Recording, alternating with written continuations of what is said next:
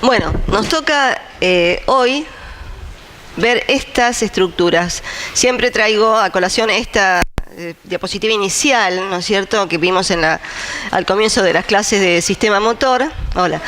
Donde teníamos neuronas motoras superiores que se comunicaban con las inferiores, que a su vez se comunicaban con los músculos esqueléticos, el circuito de neuronas, interneuronas que modulaban a las inferiores, y ahora estamos viendo estas dos estructuras. Vimos ayer cerebelo y hoy vamos a ver ganglios de la base o ganglios basales. O sea, son dos estructuras que no se comunican directamente con las motoneuronas inferiores, ni de la médula ni del tronco encefálico. Se comunican con las motoneuronas superiores de corteza y tronco encefálico, y es así como modulan el movimiento. Ganglios de la base. Son una serie de, se las llama ganglios, pero en realidad son acúmulos, son núcleos neuronales, ubicados profundamente en el encéfalo. Ahora les voy a, acá no los ven bien, los van a ver mejor en este corte sagital. Cuando hablamos de núcleos de la base, estamos hablando de estos núcleos, del caudado y el putamen, que juntos, estos acá no se los ve, pero están unidos, y por eso juntos constituyen el núcleo estriado. El caudado y el putamen. El globo pálido externo, el globo pálido interno, el núcleo subtalámico de Lewis y la sustancia negra compacta y reticular. Esos son los llamados ganglios de la base. Repetimos, caudado y putamen, que juntos tienen la misma estructura histológica y están unidos por la cola y por delante, y por eso constituyen juntos el llamado núcleo estriado. Luego tenemos el globo pálido externo, el globo pálido interno, el núcleo subtalámico de Lewis, porque acá está el tálamo, ¿ven? Núcleo subtalámico de Lewis, y la sustancia negra, que se llama así porque sus neuronas tienen neuromelanina, y por eso se las ve de color oscuro. Y hay dos zonas dentro de la sustancia negra, una que es bien compacta, donde están más agrupados los cuerpos neuronales, y una que se llama reticular, porque es más laxa, se ven los axones y constituyen como un reticulado. Vamos a ver entonces cómo interaccionan estas distintas estructuras. Así como decíamos para cerebelo, todo lo que entra a cerebelo primero pasa por los núcleos profundos y después va a la corteza. Todo lo que sale de cerebelo primero pasa por el núcleo profundo y después va a las regiones extracerebelosas. Acá pasa algo similar. Todo lo que entra a los ganglios basales le va a llegar de corteza y a través, haciendo una parada en el tálamo, va a volver a corteza. O sea, los ganglios basales participan, ¿cuál es este? Participan en circuitos corteza, ganglios basales, corteza.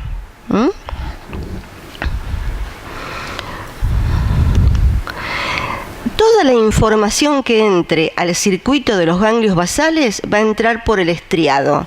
O sea, todas las aferencias que quieran entrar al circuito de los ganglios basales van a entrar por el estriado, o sea, por el caudado y por el putamen. Y una vez que el circuito de los ganglios basales procesa la información, la salida del circuito es por el globo pálido interno y la sustancia negra reticular. Es de allí de donde van a partir los axones vía tálamo nuevamente hacia la corteza. O otra de las eferencias que tiene este circuito es un núcleo por ustedes ya conocido y espero recordado, que es el que vimos para el control de los movimientos oculares en la protuberancia, la formación reticular pontina paramediana, o sea, la que le manda la orden a los núcleos oculares para que contraigan los músculos oculares. O sea, el circuito se conecta con el tálamo y vía tálamo con corteza, pero también con la protuberancia, con el centro de la mirada. ¿Qué células constituyen el estriado? Las principales células son estas, son las neuronas espinosas. Estas células son GABAérgicas, o sea que lo que sale del estriado es inhibitorio. Son las principales células del estriado. Luego tenemos interneuronas. Dentro de estas interneuronas tenemos estas que tienen una arborización muy grande y son neuronas colinérgicas, o sea que secretan acetilcolina, y son las que asocian las distintas partes del estriado. Y después tenemos dos neuronas, una de cuerpo ovoide y uno de cuerpo redondo, que son interneuronas inhibitorias, porque el principal neurotransmisor es el GABA. Y lo que se diferencian entre ellas es los cotransmisores que usen. Fíjense, este usa TRH, que ustedes lo conocen como una hormona, ¿no es cierto? Es el factor hipotalámico de secreción de tirotrofina, pero usado aquí como neurotransmisor. También la sustancia P, y acá tienen otra hormona, que ¿dónde la vieron? Somatostatina, en hipófisis. No es somatotrofina esta, es somatostatina. ¿Dónde la vieron? ¿En digestivo? ¿En qué parte de digestivo? Claro, es una hormona inhibitoria. La vieron también en páncreas, ¿no? Ustedes vieron páncreas ya, ¿no es cierto? Entonces vieron también a la somatostatina como regulando la secreción pancreática. Pero acá como neurotransmisor, estas se consideran las principales interneuronas inhibitorias del estriado. Y estas tienen la característica de que como secretan óxido nítrico, el óxido nítrico ¿qué efecto tiene sobre los vasos? Es vasodilatador. Entonces, el concepto que se tiene es que estas interneuronas, como producen vasodilatación, pueden regular el flujo sanguíneo en el estriado. Y al regular el flujo sanguíneo, regulan la liberación de neurotransmisores del resto de las neuronas que están ahí. Entonces, así tenemos la composición histológica del estriado. Las espinosas son lejos las células más abundantes, ¿no? Un 95%, pero se distinguen dos poblaciones de células espinosas que se diferencian por el cotransmisor que utilizan. Hay una población de células espinosas que es la que se comunica con el globo pálido externo y usa como cotransmisor la encefalina, es esta vía que está acá.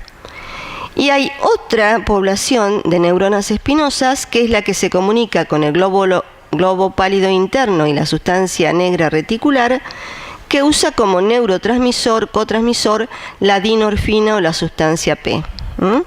Pero si tenemos que de algo acordarnos es que las espinosas son inhibitorias. GABA, todas. Algunas con un neurotransmisor como cotransmisor y otras con otro.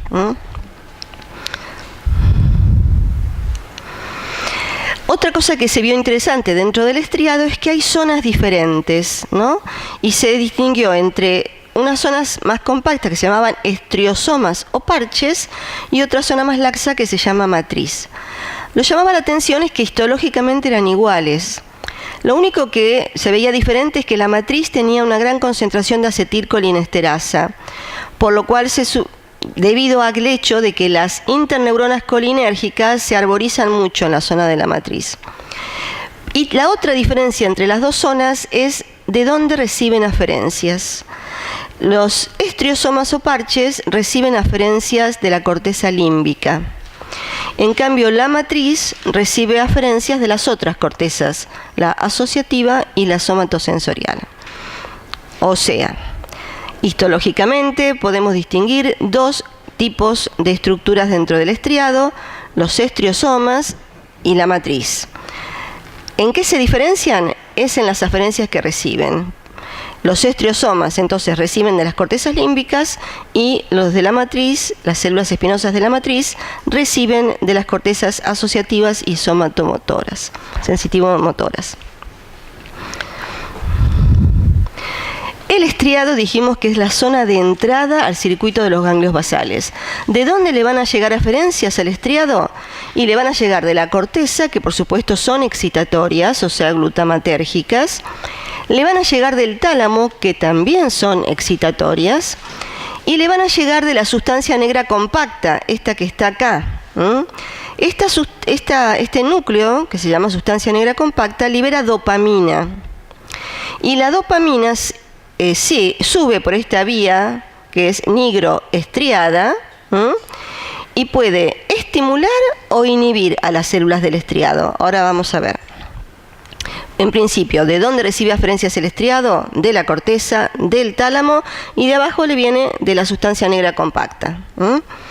¿Y a dónde va a mandar las eferencias? Y a los otros núcleos de la base. Y vamos a ver que en algunas zonas se comunica con el globo pálido externo y en otras con el globo pálido interno y la sustancia negra reticular. Este es el circuito más básico de los ganglios basales y el que ustedes podrían llegar a memorizar, ¿no? Entonces, ¿de dónde reciben las aferencias y a dónde van las eferencias? O al globo pálido externo o al globo pálido interno. Siempre GABAérgicas. Si miramos una neurona espinosa del estriado, lo que llama la atención y es muy interesante es cómo le llegan las aferencias, a qué lugar de la neurona. Porque depende a qué lugar lleguen las aferencias, el grado de control que van a tener sobre los PEPs que descargue y luego los potenciales de acción que descargue esta neurona. Entonces, fíjense, las neuronas inhibidoras, las chiquititas esas que están dentro del estriado y que son GABAérgicas, hacen sinapsis aquí, ¿no? En el cuerpo de la neurona. Por lo tanto, tienen una modulación muy fuerte sobre lo que vaya a descargar la espinosa. Las otras neuronas excitatorias, como son las que vienen del tálamo o las que vienen de la corteza, terminan en las puntas de las espinas dendríticas. Y las que vienen de la sustancia negra compacta que traen dopamina como neurotransmisor terminan en la base de las espinas, o sea, tienen mayor efecto modulatorio si terminan en la base que si terminan en las puntas, ¿no? Entonces, la disposición de las aferencias nos está indicando el grado de modulación que ejercen esas distintas aferencias sobre el funcionamiento final de las neuronas espinosas. Esas aferencias corticales, cuando llegan al circuito de los basales, sobre todo al estriado, ¿se ubican en cualquier lado? No, no se ubican en cualquier lado, sino que siguen una distribución particular. Al caudado van a llegar las aferencias de las cortezas asociativas y de la corteza que maneja los movimientos oculares. ¿Se acuerdan el campo ocular frontal que vimos en los movimientos oculares? Bueno, el caudado recibe de ahí cortezas de asociación, que las vamos a ver el lunes, son la frontal, la temporal y la parietal, y de las cortezas que manejan los movimientos oculares.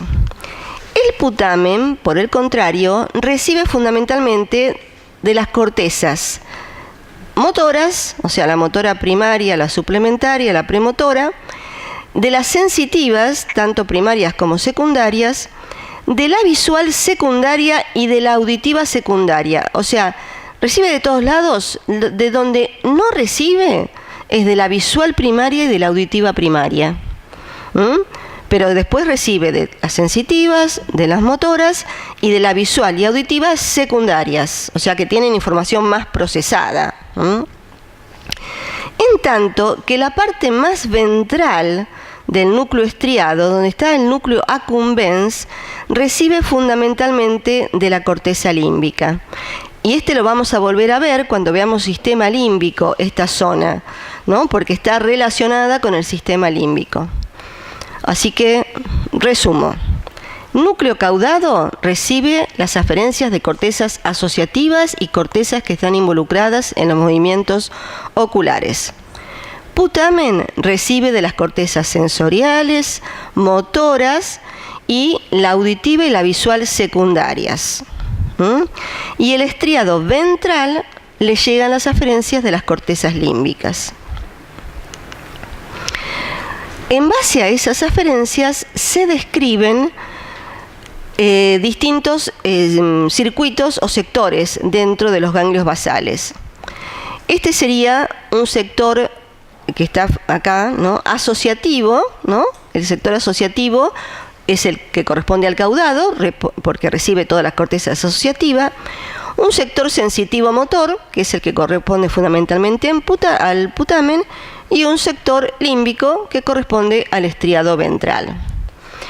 Y lo marcamos esto porque los circuitos que vamos a describir ahora llegan o al caudado, pasan por, son procesados por los distintos ganglios basales y vuelven nuevamente a las cortezas que mandaron acá.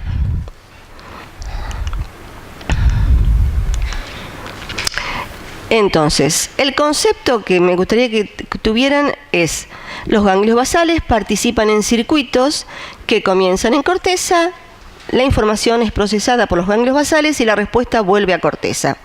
Entonces, en base a de qué cortezas vienen y a qué cortezas vuelven, se describen 3 circuitos de los ganglios basales. Un circuito sensitivo motor, que a su vez se distingue uno esqueleto motor y uno óculo motor, o sea, el que controla o interviene en los movimientos somáticos y el que interviene en los movimientos oculares. Un circuito asociativo, dependiendo si viene de la corteza frontal, prefrontal o de la órbita frontal, hay 2 circuitos, y un circuito límbico. Entonces, estos circuitos están determinados por el lugar de origen de las aferencias. Y este es el que también van a recordar más, porque es la base, la alteración de este circuito, que es el circuito esqueleto motor, es la base de la patogenia de la enfermedad de Parkinson. Una de 1000 personas por encima de 65 años padece Parkinson. Es una enfermedad muy común, de etiología desconocida, como vamos a ver ahora, pero tenemos que saber primero cómo funciona normalmente ese circuito para después ver por qué aparecen los síntomas cuando este circuito está alterado. Y esto funciona así. Acá están las neuronas espinosas. Esta y esta son las neuronas espinosas. Estas son las neuronas espinosas GABAérgicas que se comunican con el globo pálido externo. Como es GABAérgico, ¿qué va a hacer sobre esta neurona? La inhibe. Ahora, esta neurona es inhibitoria también es GABAérgica. Por lo tanto, si está inhibida, no puede liberar GABA acá. Entonces, el núcleo subtalámico de Lewis, que es excitatorio, se libera. Y, por lo tanto, excita a las neuronas del globo pálido interno y de la sustancia negra reticular, que son GABAérgicas, por lo tanto, terminan inhibiendo al tálamo. Y al inhibir el tálamo impiden que éste actúe en forma excitatoria sobre la corteza. O sea, lo que estoy viendo es que cuando se activa esta vía indirecta, porque recorre varios núcleos antes de llegar al tálamo, el resultado final es una inhibición de los movimientos. ¿Está? Ahora, estas neuronas se comunican directamente con el globo pálido interno y la sustancia negra reticular. Como son GABAérgicas, lo inhiben. Si lo inhibo, este no puede inhibir al tálamo. El tálamo se libera y excita la corteza. Lo que veo aquí es que cuando se activa la vía directa, se facilita la realización de movimientos, ¿no? Este es el circuito que tendríamos que aprender. Todo lo que sale de allí, GABAérgico. Al globo pálido externo, que es GABAérgico. Al núcleo subtalámico de Lewis, que es excitatorio.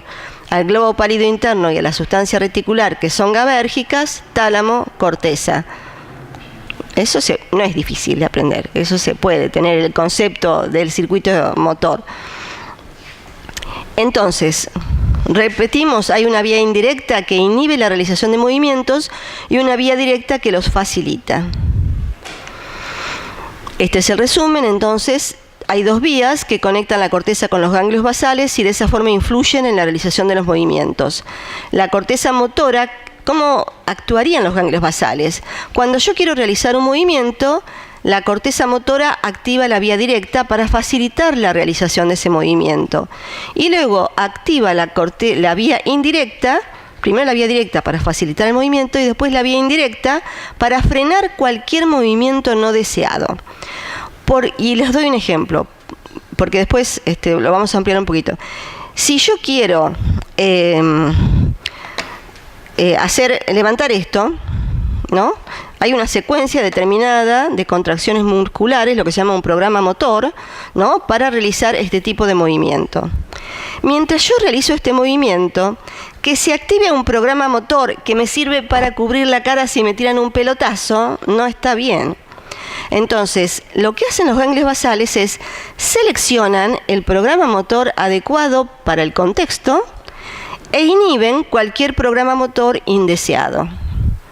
La selección positiva se hace por la vía directa y la negativa por la vía indirecta. ¿Sí? ¿Está? Bárbaro.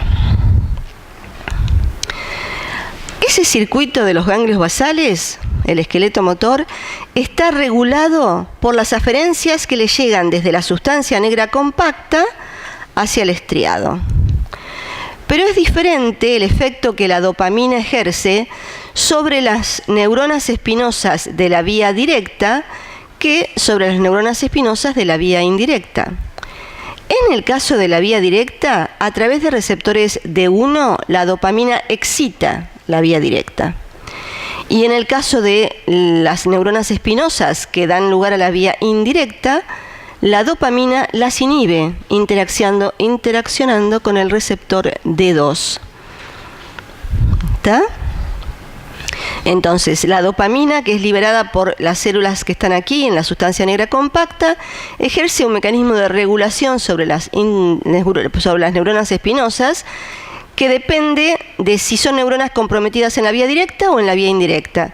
Va a estimular a las directas y va a inhibir a la indirecta. Y ahora vamos a ver, esta es la pregunta. Si la dopamina excita la vía directa e inhibe la vía indirecta, ¿cuál es el resultado final de la estimulación dopaminérgica? ¿Y qué pasa si no hay dopamina? ¿Qué es lo que pasa en la enfermedad de Parkinson, ¿no es cierto? Entonces volvamos al esquema. Supongamos que, vamos a ver primero qué hace la dopamina con las dos vías. Dopamina, acá excita a estas neuronas espinosas. Si las excita, estas liberan GABA e inhiben a el globo pálido interno de la sustancia reticular, con lo cual este deja de inhibir al tálamo y el tálamo se libera y excita la corteza, o sea, facilita el movimiento, ¿no? Ok, ahora vamos acá. Si la dopamina inhibe a la vía indirecta a través de los receptores D2, entonces esto no puede liberar GABA, no puede inhibir a esta entonces inhibe al núcleo subtalámico de Lewis, que entonces no puede activar a esta, entonces el tálamo no se inhibe y el tálamo se libera. Las dos vías facilitan la realización del movimiento. O sea, el efecto de la dopamina sobre las dos vías facilita la realización del movimiento. Ahora vamos a ver qué pasa cuando no hay dopamina, que es lo que ocurre en la enfermedad de Parkinson. Bueno, les traje, lo que ocurre es esto, ¿no es cierto?, en la enfermedad de Parkinson. Esta es la descripción original que hizo en el año 1817 James Parkinson, que era un médico londinense. Él describe a este paciente, suponía que el origen del trastorno estaba en la médula espinal, en las vértebras. Describe esta sintomatología, ven, temblores involuntarios, reducción de la fuerza muscular en partes del cuerpo, que no realizan por sí mismas ninguna actividad, si uno no los apoya. El tratamiento, claro, en esa época eran sangrías en la parte superior del cuerpo, se aplicaban ventosas en esas zonas, se extraía pus, se le aconsejaba tomar mercurio, porque en ese momento se suponía que eso, imaginen hoy, eso es inconcebible. Y así hacía una descripción que la descripción sintomática estaba perfecta, o sea, corresponde a lo que hoy vemos en un paciente de Parkinson, que como vamos a ver luego tiene temblor, lentitud en los movimientos, o sea, bradicinesia, rigidez y esa postura de flexión típica. Estos son famosos pacientes de Parkinson, ¿no es cierto? Mohamed Ali, que es un ciclista muy famoso. Este es Michael Fox, que está peleándola, ¿no es cierto? Él ha creado una fundación para el desarrollo de la investigación en Parkinson. Acá está el circuito. No está dibujada la dopamina. En este circuito lo que está mostrado es no hay dopamina. Así que como no hay dopamina, ¿qué es lo que pasa? No puede excitar a esta vía. ¿Se acuerdan que la dopamina excitaba a la vía directa? Por lo tanto, la vía está inhibida. como está inhibida, esto no está inhibido ahora. Libera GABA y inhibe al tálamo. Se disminuyen los movimientos. ¿Qué pasa en la vía indirecta? Como esta, ¿se acuerdan? La dopamina inhibía la vía indirecta. Como no la inhibe, esta vía está bien robusta. Libera GABA, inhibe al globo pálido externo, que por lo tanto no puede inhibir al subtalámico de Lewis, que excita al globo pálido interno y la sustancia reticular, que liberan GABA e inhiben al tálamo. Por las dos vías se termina inhibiendo al tálamo y por lo tanto inhibiendo a la corteza. Y eso es la razón por la cual el individuo no desarrolla movimientos, o sea, tiene mucha lentitud para iniciar movimientos voluntarios. Acá tiene mucha, o sea, lo llama bradicinesia, ¿no? Los movimientos que realiza son lentos. Hipocinesia, una disminución en la realización de movimientos voluntarios. Pierden los movimientos asociados, por ejemplo, el balanceo de los brazos cuando caminan. No parpadean. No hay expresiones faciales, o sea, el paciente con Parkinson se describe como el paciente de cara de jugador de póker o cara de piedra, porque no hay expresión facial. Hay un temblor de reposo que involucra la parte distal de los dedos y se describe como de contador de monedas, que a veces desaparece cuando realiza el movimiento. Hay una hipertonía extensora y flexora, pero con predominio de flexora, porque el paciente está inclinado, camina en pasos cortitos y como va corriendo no puede mantener la postura, ¿no es cierto? Entonces tiende a caerse. Esas son entonces las características del paciente con Parkinson. ¿Cómo tratarían? ¿Cuál es la causa? La causa, está claro, es la muerte de las neuronas dopaminérgicas. Lo que no sabemos es qué produce la muerte de las neuronas dopaminérgicas. No, es el único que publica.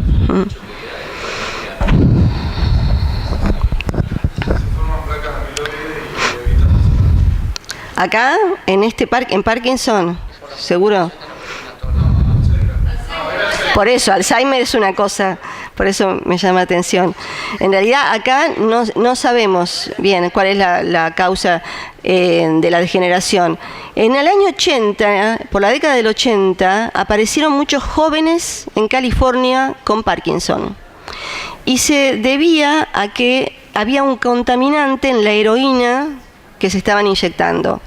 Se descubrió ese contaminante que se llamaba MPTP, con un nombre químico muy largo, y eso adelantó mucho la investigación en Parkinson porque se pudo hacer un modelo animal de Parkinson, ¿no? Utilizando ese producto y en monos, ¿no es cierto? Ahora bien, ¿cómo trataríamos a un paciente de Parkinson? ¿Qué le tendríamos que dar que no tiene? Claro, le damos dopamina, ¿no es cierto? Le damos L-Dopa, que se va a convertir en dopamina. A veces funciona, generalmente funciona bastante bien. El temblor es lo más difícil de manejar y a veces se usan anticolinérgicos para el temblor. Y cuando eso no funciona, se recurren a las operaciones quirúrgicas. ¿Qué cirugía le harían acá a ustedes para tratar de eliminar esta falta de movimiento que tiene? ¿Destruirían algo de acá? Podemos destruir, los dejo destruir. ¿Qué destruirían? El globo pálido interno, por ejemplo, podría destruir, y de hecho se ha hecho, el globo pálido interno.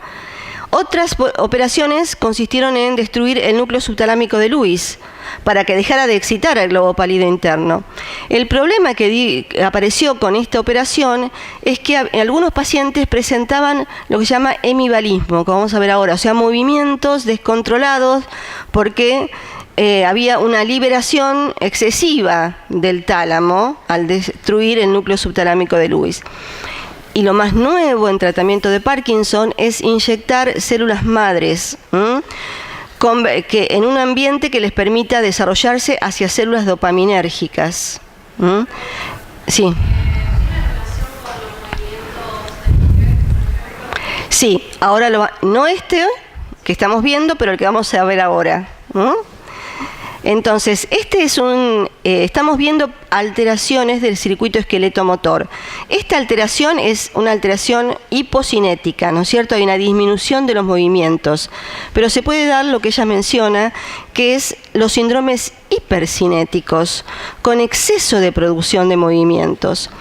Y algunos son estos: la corea, la atetosis, el valismo, los tics y la patología es Gilet de la Tourette o distonías. Corea son movimientos así amplios de distintas partes del cuerpo, la cabeza, el tronco, que dificultan el comer, el hablar. Es una de las enfermedades más conocidas que produce corea, es la corea de Huntington. Es una enfermedad genética, autosómica dominante, que aparece en individuos de 40 a 50 años, que empieza con estos movimientos y también con afecciones de la personalidad, irritabilidad, depresión, y termina progresando hacia la muerte. No se sabe cuál es la razón de la corea de Huntington, pero se ha visto que sí hay una muerte, desaparición de las neuronas espinosas del estriado. Entonces, si desaparecen las neuronas espinosas del estriado, la señal GABAérgica que parte es débil. Entonces no puedo inhibir al globo pálido externo, que entonces inhibe al núcleo subtalámico de Lewis, que entonces no puede excitar al globo pálido interno y la sustancia reticular, y el tálamo se libera y se produce una excitación de la corteza. Este es el circuito que explica la aparición de... Sí. La causa de la corea de Huntington es una destrucción de las neuronas espinosas de la vía indirecta. No se sabe por qué. Se ha identificado al gen y la proteína, que se llama huntingtina, ¿no? Ya vemos qué es. Pero cómo esa proteína mata a las células espinosas es lo que no sabemos todavía. Pero si yo tengo menos células espinosas acá, la señal GABAérgica va a ser pobre. Por lo tanto, no va a inhibir al globo pálido externo. Y este va a inhibir fuertemente al núcleo subtalámico de Lewis. Como está inhibido, no va a poder excitar al globo pálido interno y a la sustancia reticular, y estas no van a inhibir al tálamo, con lo cual el tálamo va a excitar a la corteza, desencadenando esos movimientos fuera de contexto. ¿Está? Ok, esta vía está acá, pero es lo que ocurre luego. Al principio es una degeneración de la zona de espinosas conectadas a la vía indirecta, pero al final se produce también una degeneración de las conectadas a la vía directa. Entonces, ¿qué pasa? La señal GABAérgica es débil, no se inhibe al globo pálido externo interno, y a la sustancia reticular, que entonces inhibe al tálamo. Por eso estos pacientes, esta patología empieza con hipercinesia y termina con bradicinesia. Atetosis, a lo mejor han visto alguna vez, son estos movimientos generalmente de los miembros proximales, reptantes, lentos. Valismo, movimientos bruscos y amplios, ¿no? Generalmente de los miembros superiores, puede ser hemivalismo si es de un solo miembro o valismo si es de los dos. Se cree que se debe a una sobreexcitación del núcleo subtalámico de Lewis. Los tics. Tics son, ya todos conocemos, pero los tics que estamos hablando acá son movimientos incontrolados, ¿no? Involuntarios, que se producen en salvas de pequeños grupos musculares. Por ejemplo, morderse así los labios, hacer movimientos con la lengua, pero no son lo que le está pasando a todos ustedes ahora. Esto, levantar así el brazo. Y había una serie en la televisión, ¿no? Las estrellas o las estrelladas, no sé cómo se llamaba, que una actriz tenía este síndrome de Gilet de la Tourette, ¿no es cierto? Con tics. ¿Cómo se llamaba esa serie? ¿No eran las dueñas de un hotel o de algo así? Ok. Otros síntomas que acompañan, esto aparece aproximadamente a los 18 años, es autosómica también dominante, y se acompaña no solo de tics, sino también de coprolalia, que era lo que pasaba en esa serie, o sea, dicen malas palabras, palabras obscenas. Copropraxia, realizan actos obscenos, gestos obscenos. Ecolalia, repiten todo lo que dice la otra persona. Palilalia, repiten la última sílaba de esa persona, de esa palabra. Y también tienen déficit en fijar la atención. Este es el síndrome de Giret de la Tourette. Algunos pacientes se sobreponen y terminan haciendo una conducta obsesivo-compulsiva en la edad adulta. O sea, cambia la forma de manifestarse. Y las distonías también son contracciones musculares con relajaciones lentas, ¿no? Bueno, estos entonces son las patologías que derivan de una alteración en el circuito motor, ¿no? Vimos la hipocinética, que es el Parkinson, y las hipercinéticas, como el Giret de la Tourette. Cuando hace unos años estuve, hace 4 años creo, en Nueva York, me llamaba la atención la cantidad de gente que veía con estos sintomatología. Y después en algún lugar leí que Nueva York es uno de los lugares donde hay mayor síndrome de Giret de la Tourette, ¿no? No sé por qué, podemos investigarlo. Muy bien. Estamos viendo entonces el circuito esqueleto-motor en el cual participan los ganglios basales. Cómo controlan los movimientos en base a esta información. Y decíamos que también los ganglios basales están implicados en los movimientos oculares. Sí.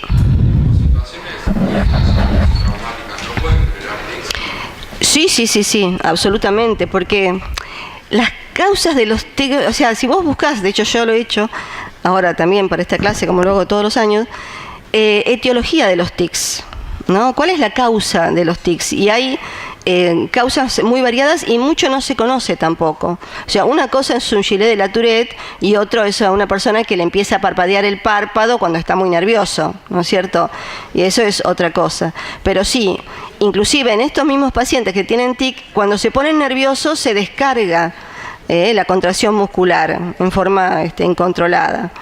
Pero sí, una situación de estrés puede desencadenar la presencia de tics que se vuelven reversibles, digamos, ¿no?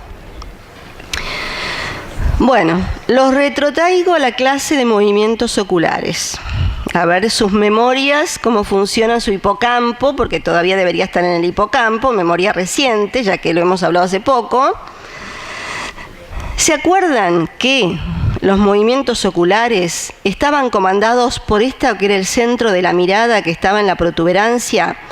Que esto se comunicaba con los núcleos motores del abducens, del motor ocular común, ¿no? Del patético, para contraer los músculos oculares. Y se acuerdan que esta área pontina estaba regulada por 2 estructuras superiores, que eran el campo ocular frontal y el colículo superior, que era lo que les decían a dónde tenían que mirar, o sea, la dirección del movimiento y la amplitud del movimiento. Muy bien, resulta que los ganglios basales participan también en estos movimientos sacádicos, porque habíamos descrito este circuito para los movimientos sacádicos. ¿Cómo es esto? Si yo quiero hacer un movimiento, si estoy leyendo, quiero hacer un movimiento de barrido lento y después hacer un sacádico rápido para volver al inicio. Esa regulación de alternancia entre el barrido lento y el sacádico rápido están involucrados los ganglios basales. ¿Y cómo lo hacen? Inhibiendo o desinhibiendo al colículo superior, con lo cual se inhibe o desinhibe el área esta, que es la que termina moviendo los ojos. Veamos cómo lo hace. El campo ocular frontal y el colículo superior, ¿dónde estoy? Acá. El campo ocular frontal y también acá, miren quién está, la corteza parietal posterior, que se encargaba de... ¿Qué hacía la corteza? ¿Por qué teníamos ahí esa corteza parietal posterior que no es una corteza motora? ¿Qué me da la corteza parietal posterior? Claro, me daba el contexto, las coordenadas para todos los movimientos extrapersonales, o sea que están dirigidos a un lugar en el espacio. Yo tengo que saber dónde está el blanco con respecto a mi cuerpo, con respecto a mis ojos. Esa corteza, que es una corteza de asociación, la parietal posterior, es la que me dice eso. Me pone en coordenadas el objeto que voy a mirar con respecto a mi cuerpo y a mis ojos. Por eso la información de ella es importante también. Muy bien. Si el campo ocular frontal estimula el caudado y el caudado, como es GABAérgico, recuerden que el caudado recibía de los campos oculares, como el caudado es GABAérgico, inhibe al globo pálido interno y a la sustancia negra reticular, que por lo tanto no puede inhibir al colículo superior, este se libera, estimula, el ojo se mueve, ¿no? O sea que estoy viendo que por la vía directa realizo el movimiento de barrido. Ahora, si yo quiero fijar la vista en un punto, ¿qué voy a hacer? El caudado va a inhibir al globo pálido externo, este no va a poder inhibir al núcleo subtalámico de Lewis, que va a estimular al globo pálido interno y a la sustancia negra reticular, que van a inhibir al colículo superior. ¿Se dan cuenta? O sea, dependiendo de si activa la vía directa o la vía indirecta, inhibe o desinhibe al colículo superior, que estimula o no al área pontina, que hace que los ojos se muevan o no. ¿Está?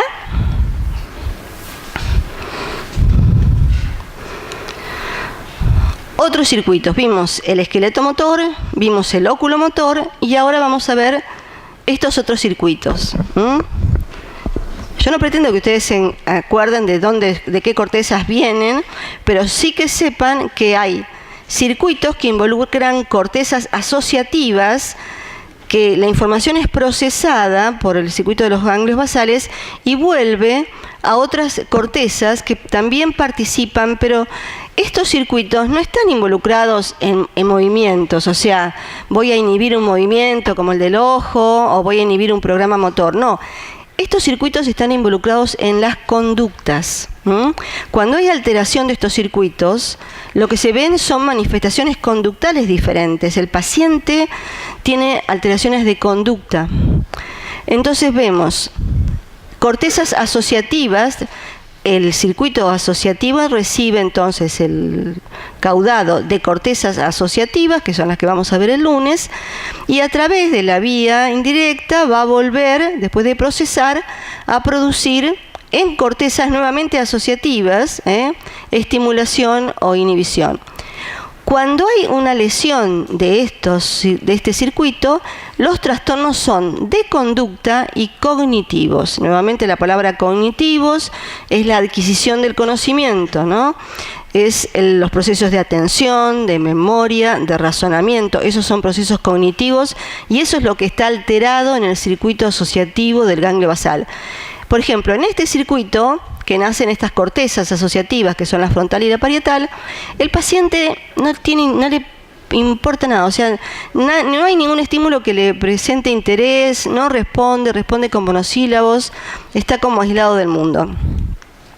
En cambio, en el circuito asociativo órbito-frontal, que nace de otras cortezas asociativas y que va al caudado, como todas las cortezas asociativas, el paciente es todo lo contrario. Habla cualquier cosa, come cualquier cosa, ¿no? Está eufórico, está irritable, o sea, trastornos emocionales, trastornos de conducta, es lo que se ve en este caso. Y por último, el circuito límbico, o sea, cuando las aferencias al estriado llegan desde las cortezas límbicas, esto funciona acá, desde las cortezas límbicas que vamos a ver el lunes, lo que vemos cuando hay alteración de este circuito son trastornos afectivos, depresión, o sea, trastornos de la memoria, alucinaciones, o sea, es bastante más severo el cuadro cuando están afectados este circuito de los ganglios basales que involucra las cortezas límbicas. ¿Es como pasa en la esquizofrenia? ¿Es lo que pasa en? En la esquizofrénica tiene algunos síntomas de esto, pero la patogenia es diferente, ¿no es cierto?, de la esquizofrenia. Este es un resumen con una diapo bastante mala, porque la saqué yo, de todos los circuitos, ¿no? El circuito motor, el oculomotor, el circuito asociativo y el circuito límbico. De qué cortezas vienen, esto está en el Cardinali, me parece, de qué cortezas viene, qué vías siguen y a dónde vuelven. Bueno, a ver, hasta aquí vamos bien, sabemos cuáles son los ganglios basales, sabemos que participan en circuitos corteza, ganglio basal, corteza. Sabemos que todo lo que entra al circuito del ganglio basal entra por el estriado y todo lo que sale de ahí sale por el globo pálido interno y la sustancia negra reticular. Sabemos que hay una regulación dopaminérgica de ese circuito que sale de la sustancia negra compacta, que sube y que excita a las neuronas de la vía directa e inhibe a las de la vía indirecta. Sabemos qué pasa cuando no hay dopamina en la enfermedad de Parkinson, o sabemos qué pasa cuando se mueren las células del estriado en la enfermedad de Huntington. Entonces, ¿qué hacen los ganglios basales, las funciones llamadas motoras de los ganglios basales? Y sabemos poco, porque no es fácil acceder al estudio de los ganglios basales porque están ubicados muy profundamente en el encéfalo. Así que lo que sabemos es de lo que sabemos de las patologías, ¿no? Uno puede deducir en qué intervienen los ganglios basales si veo lo que le pasa al paciente que tiene destruido un ganglio basal, o también de las estimulaciones eléctricas de los ganglios basales. Entonces, se ha visto que los ganglios basales se activan antes de la producción del movimiento, lo cual eso nos lleva a pensar que están involucrados en la planificación del movimiento. Se activan, por ejemplo, durante los ajustes posturales. Se ha visto que los ganglios basales se activan al mismo tiempo que la musculatura axial, se activan durante la ejecución de movimientos, sobre todo de movimientos complejos, ¿no? Movimientos secuenciales, como por ejemplo, levántese y deme la mano, ¿no? Eso el parkinsoniano no lo puede hacer. No puede hacer simultáneamente o secuencialmente dos tipos de movimiento. Se pierde esa coordinación. Y este es también otra de las funciones atribuidas a los ganglios basales, la ejecución de programas motores. Un programa motor es lo que hablamos para cerebelo, una rutina motora que uno aprende primero bajo control frontal, pero que después se vuelve automática y el control ya pasa a ser cerebeloso, pero también los ganglios basales, algunos afirman, porque hay divergencias, estarían involucrados en la ejecución de estas rutinas motoras automáticas. Se ha dicho que los ganglios basales son organizadores de programas motores, ¿no? De acuerdo, le habíamos dicho que programas motor son un set, ¿no es cierto?, estructurado de contracciones musculares que se seleccionan antes del movimiento y se mandan a los músculos para su realización. Eso es un programa motor. Se supone que en la corteza ya hay armados programas motores. Para determinadas acciones existen ya sets, ¿no?, de circuitos neuronales o de programas motores. Y los ganglios basales lo que hacen es seleccionar el programa motor más adecuado para el objetivo que uno está buscando. Uno lo dice, lo escucha y le cuesta pensar cómo, ¿no?, ocurre, pero tampoco sabemos, no está explicado. En lo que les decía hoy, tiene que haber activación de un programa motor por vez, no tiene que haber competencia, el caso de estar comiendo, por ejemplo, y cubriéndome con la mano la cara. Entonces, ¿cómo hacen esa selección de solamente un programa motor va a entrar a funcionar? Porque activan por la vía directa, ¿no es cierto? Liberan el programa motor, pero activan luego la vía indirecta para eliminar la ejecución de cualquier otro programa motor que pueda interferir. También se dice que los ganglios basales intervienen en la formación de conductas, ¿no? De conductas como son los hábitos, que son conductas que nosotros repetimos, ¿no?, porque sabemos que algún efecto beneficioso va a tener, ¿no es cierto?, la repetición de esa conducta. En la creación de hábitos de conducta están involucrados los ganglios basales. El Cardinali da un ejemplo y es un chico que sale de la casa y va a la escuela. Cuando llega a una esquina tiene dos opciones. El camino más corto lo lleva a la escuela, el camino más largo lo hace pasar por un kiosco donde el kiosquero, si está, le hace una pregunta de matemáticas fácil como 2 por 5 y le regala caramelos. Entonces, cuando él llega a esa esquina, mira a ver si está abierto el kiosco. Y si está abierto el kiosco, pasa por allí mientras va repasando las tablas. O sea, eso es la selección de un programa motor determinado por el contexto ambiental en el cual se va a desarrollar la acción. En esa selección estarían interviniendo los ganglios basales. Entonces, participan tanto en el aprendizaje como en la selección de los patrones. Algunos autores no hablan, distinguen entre lo que es un programa motor y un patrón conductal, ¿no es cierto? El programa motor es la rutina motora, voy andando en auto, ¿no? Ahora, hay algunos autores que dicen, no es solamente, el ganglio basal no está involucrado solamente en el desarrollo del programa motor automático, sino que ese programa motor está inserto dentro de una conducta general que el individuo lleva. Por ejemplo, yo salgo de acá y me subo a mi auto y desarrollo, pongo en marcha el programa motor de conducción, que lo tengo automatizado y me voy para adelante. Una cosa es que yo salgo y haga lo que hago habitualmente, que es salir y doblar hacia la izquierda por la 60 para agarrar uno, y otra es que doble y me meta contramano por este carril de la 60, ¿no es cierto? Entonces, esa rutina motora automática está inmersa en una conducta que tiene que ver más con otras cosas que no son la conducta motora o la rutina motora, con líneas de pensamiento, con sentimientos, ¿no? Porque me pongo y doblo a la izquierda en el primer carril. Entonces, ellos dicen, muchas de nuestras acciones motoras están regidas por la cognición, o sea, por el pensamiento. Y es ese pensamiento que tiene que ver con lo que percibo y lo tengo almacenado en mi memoria, el que determina el programa motor que voy a ejecutar. Y este es un ejemplo.